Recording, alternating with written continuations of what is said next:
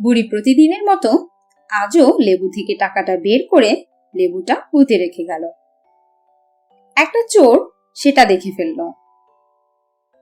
যাই, এইবার নিশ্চিন্তে গিয়া ঘুমাই। ওরে বেটা, এই তো পেয়েছি সোনা লেবু।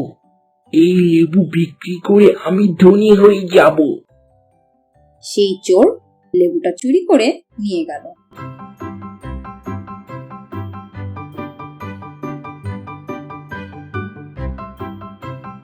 সকালবেলা চোর একটা স্বর্ণের দোকানদারের কাছে লেবুটা নিয়ে গেল।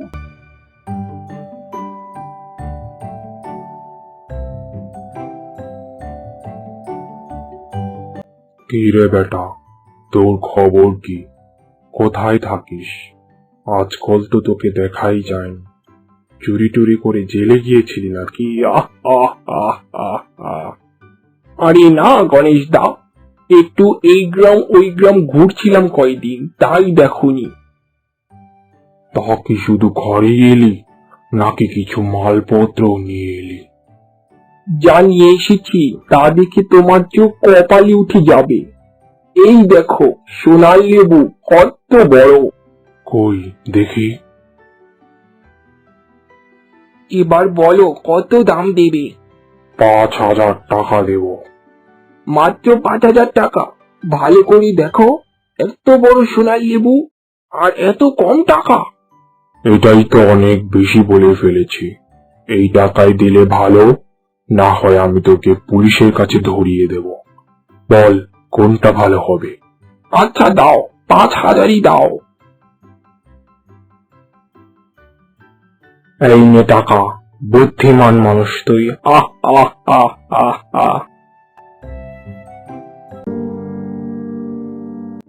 এইবার তো আমার লেবুটা চোরে ফেরত দিয়া গেল না, তাইলে কি এইবার আর লেবুটা ফেরত পাবো না?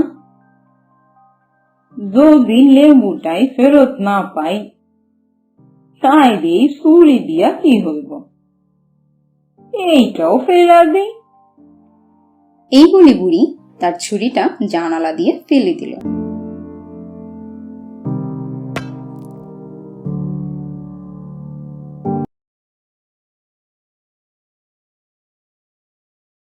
এই বেটা কেরামত, ওঠ। কি হয়ে গেল গণেশ দা? কি একটা নিয়ে এসেছিস? এটা কি? কোনো কিছুতেই আমি এই ডিমটাকে ভাঙতে পারছি না, কাটতে পারছি না।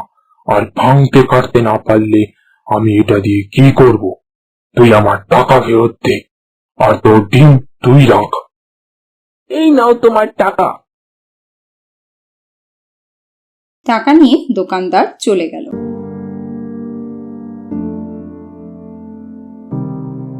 এটা তো কোনো কাজেরই না। ধ্যাৎ।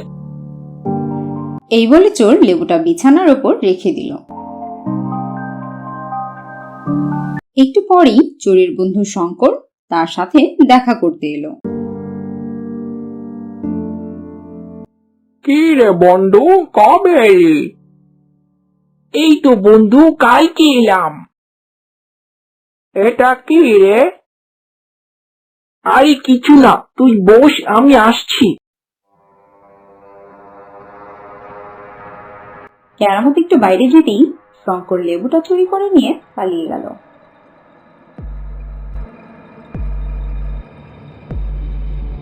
শঙ্কর চোর দৌড়ে যেতে যেতে বুড়ির বাড়ির সামনে এসে তার হাত থেকে লেবুটা ছুরির উপর পড়ে গেল। লেবুটা ছুরির উপর পড়তেই লেবুটা কেটে গেল এবং লেবুর মধ্যে থাকা 3টা পিঁপড়ে বাইরে এসে শঙ্কর চোরকে মারতে লাগলো আর বলল, এই বদমাস, লেবুটাকে তার মালিকের কাছে দিয়ে আয়। আমি তো লেবুর মালিক, লেবু আমার কাছে ছিল। তাহলে তো আমি হলাম লেবুর মালিক। মিথ্যা কথা, আমরা লেবুর মালিককে চিনি। নিয়ে চল তার কাছে, নইলে মারতেই থাকবো। নিয়ে যাচ্ছে। চল, তাড়াতাড়ি চল। এভাবে পিঁপড়ারা শঙ্কর চোরকে মারতে মারতে নিয়ে গেল। আর শঙ্কর চোর তাদেরকে নিয়ে গেল কেরামত চোরের কাছে, কারণ শঙ্কর চোর তো কেরামত চোরের কাছ থেকেই লেবুটা চুরি করেছে। এই নাও তোমাদের লেবুর মালিক। কোথায় লেবুর মালিক? এই তো কেরামত চোর। কি বলছিস মিথ্যুক? উনি আমাদের লেবুর মালিক না। কিন্তু আমি ওর কাছ থেকেই লেবুটা চুরি করেছি। এই কথা শুনে পিঁপড়ারা কেরামত চোরকে মারতে শুরু করলো। আমাকে মেরো না। তাহলে এই লেবুর আসল মালিকের কাছে নিয়ে চল জলদি। হ্যাঁ, নিয়ে যাচ্ছি। কেরামত পিঁপড়াদের বুড়ির কাছে নিয়ে এলো। তখন পিঁপড়ারা কেরামত চোরকে মারধর বন্ধ করলো। কেরামত লেবুটা বুড়ির হাতে দিল।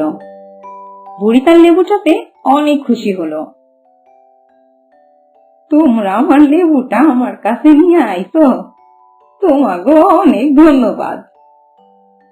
এটা আমাদের দায়িত্ব। আপনি যতদিন এই পৃথিবীতে আছেন ততদিন এই লেবুর মালিক শুধু আপনি।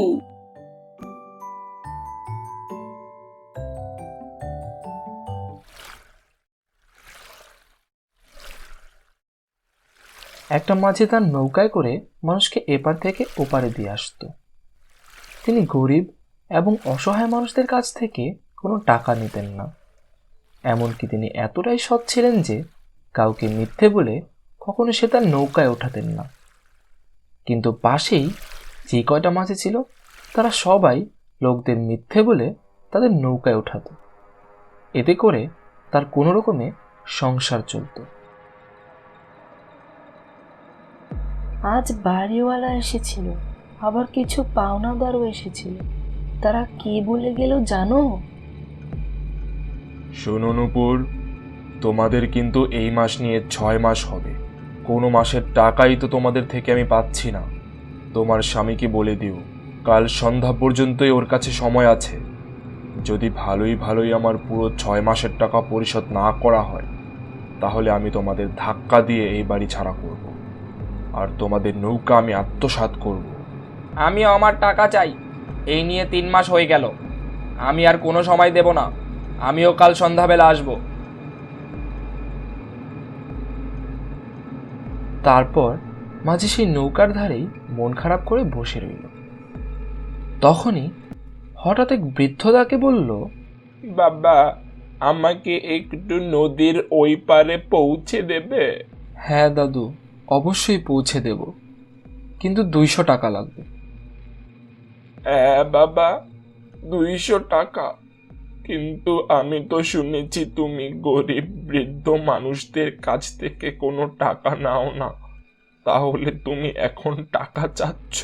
দাদু, আমি অনেক বড় বিপদে আছি, তাই আপনার কাছ থেকে 200 টাকা চাচ্ছি। বাবা, আমি গরিব অসহায় মানুষ। আমি এত টাকা কি করে পাবো? তুমি দয়া করে আমাকে একটু ওই পারে দিয়ে আসো না বাবা। বুড়োর কথা শুনে মাঝির অনেক দয়া হলো, তাই সে কোনো কথা না বাড়িয়ে তাকে বিনা পয়সায় ওই পারে যাওয়ার জন্য নৌকায় তুলল। মাঝপথে হঠাৎ বৃদ্ধা বলল, বাবা, আমি গন্তব্যে পৌঁছে গেছি। তুমি আমাকে এখানেই নামিয়ে দাও। দাদু, আপনি কি পাগল হয়ে গেছেন? আপনি তো এখন ওই পারে পৌঁছাননি, তাহলে আপনি হঠাৎ নামার কথা কেন বলছেন? আরে বাবা, আমি যা দেখছি তুই তা দেখছিস না। তুই কোনো কিছু ভাবিস না, আমাকে তুই এখানেই নামিয়ে দে। আরে দাদু, এসব কি বলছেন? এখানেই নামিয়ে দেব? মাঝি রাজি না হওয়াতে বৃদ্ধ লোকটি একটু পরেই পানিতে ঝাঁপ দিল। এটা দেখে মাঝি ভয়ে কাঁপতে লাগলো। এই বুড়ো তো পানিতেই ঝাঁপ দিল, এখন কি হবে? পারে সবাই তো দেখেছিল যে এই বুড়োটা আমার নৌকায় উঠেছিল। এখন বুড়ো মরলে তো আমার ঘাড়েই সব দোষ আসবে। এখন কি করি? তাই সে আর দেরি না করে সাথে সাথে পানিতে ঝাঁপ দিল। মাঝি ঝাঁপ দেওয়ার সাথে সাথে দেখতে পেল সে একটি ছোট্ট পুকুরের মধ্যে আছে, আর পুকুরটা একটা সোনার পুকুর। সে কিছুই বুঝতে পারল না। পুকুর থেকে উঠে দেখতে পেল একটা কাক পানির জন্য কাতর হয়ে গেছে। সে মাটিতে গড়িয়ে পড়েছে এবং পানি পানি করছে। মাঝি সাথে সাথে পানি নিয়ে এসে কাককে খাওয়ালো। কাকটি তাতে প্রাণে বেঁচে গেল। তখন কাকটি সন্তুষ্ট হয়ে বলল, মাঝি ভাই, তোমাকে অনেক ধন্যবাদ। তুমি সামনে সেই সোনার পথ দিয়ে এগোতে থাকো, তুমি রাজমহল পর্যন্ত পৌঁছে যাবে। কাক ভাই, আমি এটা কোথায় এসে পড়লাম? আমি তো কিছুই বুঝতে পারছি না। মাঝি ভাই, আপনি অনেক ভালো একটা মানুষ, আপনার কোনো চিন্তা করতে হবে না। আপনি সেই সোনার রাস্তা দিয়ে এগোতে থাকুন, আপনার জন্য ভালো কিছুই আছে। তারপর মাঝিটি একটু দূরে যেতে না যেতেই একটি ফল গাছ দেখতে পেল। সেখানে একটা ফল তাকে বলল, মাঝি ভাই, তোমার খিদে পেলে তুমি আমাকে খেতে পারো। না না, আমি তোমাকে খেতে পারবো না, কারণ আমার দুনিয়ায় কোনো ফলই কথা বলতে পারে না। কিন্তু তুমি তো কথা বলছো, আমি তোমাকে খেতে পারবো না। যদি আমার দুনিয়ায়ও ফল কথা বলতো তাহলে আমি তাদেরকেও খেতাম না। মাঝির এমন কথা শুনে ফলটি অনেক খুশি হয়ে গেল এবং ফলটি বলল, মাঝি ভাই, তুমি সোনার পথ দিয়ে এগোতে থাকো, তুমি রাজমহল পর্যন্ত পৌঁছে যাবে। তারপর কিছুক্ষণের মধ্যেই সোনার পথ দিয়ে এগোতে না এগোতেই রাজমহল পর্যন্ত পৌঁছে গেল। তখন পেছন থেকে একটা হাত তার কাঁধে রাখল। মাঝি পেছনে তাকিয়ে দেখল সেই বৃদ্ধটাই এখানে আছে। দাদু, আপনি আমাকে কোথায় নিয়ে এসেছেন? আমি তোকে অনেক দিন যাবৎ খেয়াল করছিলাম। তুই অনেক মন খারাপ করে নদীর পাশে বসে থাকবি, তাই আমার কাছে মনে হচ্ছিল তুই অনেক বিপদে আছিস। তাই আমি তোকে আমার দুনিয়ায় নিয়ে আসলাম। আর তুই অনেক সৎ একটা লোক, তাই আমি তোকে সাহায্যের জন্য এখানে নিয়ে আসলাম। তুই একটু চল আমার সাথে। তারপর রাজমহলের ভেতরে গিয়ে দেখতে পেল সেখানে অনেক স্বর্ণমুদ্রা কানায় কানায় ভরে আছে। নে, এখান থেকে তুই যত চাস এই স্বর্ণ মুদ্রা নিতে পারিস, কিন্তু মনে রাখবি তুই যখন চাবি তুই তখনই আমার এই দুনিয়ায় আসতে পারবি, কিন্তু কখনো কাউকে আমার এই দুনিয়ার ব্যাপারে কিছু বলতে পারবি না, এমনকি তোর স্ত্রীকেও না।